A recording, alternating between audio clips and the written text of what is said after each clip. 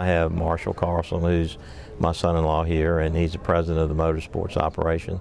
And you know, I look at teams like Joe Gibbs. He's got JD there, and Richard's got his grandchildren driving in the cars. So I think there's a good line of succession out there. I mean, I don't know about Jack and what his deal is, but you see guys like Gene Haas come in and expand their teams. So there'll always be someone behind us, you know.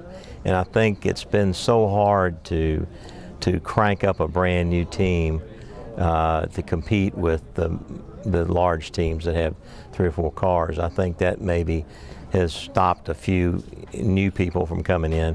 But you got to remember too, for the last 2 or 3 years, we've been in one of the worst global recessions we've ever seen. So again, the economy picking up, you'll see more and more people that I predict there'll be new folks come into the sport that'll decide to, you know, take a shot at ownership.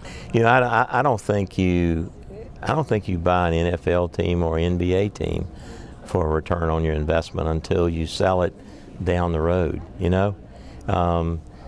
Same with this deal. I think if it was a sure and bet investment, I'm not sure I'd recommend that. If you love the sport and you want to create an opportunity and grow a business, I think it's a good business. But if you were a guy saying, hey, I've got to have a 50% return on my equity, or I want to be able to cash out in 3 years and make X, then I don't think that's in the cards. You know, I just don't, that's not the reason to get in it.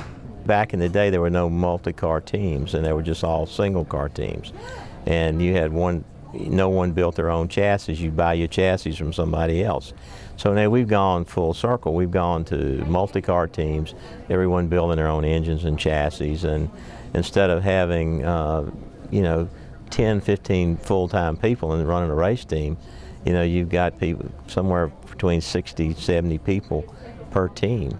And so the cost of getting in, the entry level cost has just skyrocketed since the mid-'80s. So, you know, I don't think that's much different than when I was original partner in the Hornets. It was $30 million to get an NBA franchise, and now it's $300 million.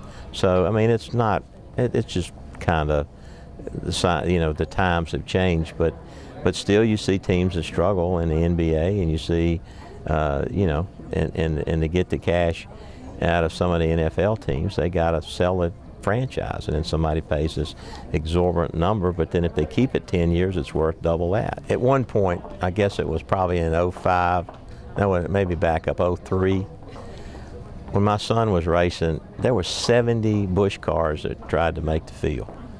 And there were teams, I mean, from all over the world, and you had guys with sponsors that couldn't make a race. And then I think the world kind of changed. So what is it going to be back there? I don't know. But I do believe that the economy's had a real, you know, because we're so dependent on sponsorship, and sponsorship usually runs 2 to 3 years, and because the economy went down so hard and people had to rethink, I think that NASCAR, we came through this better than I expected.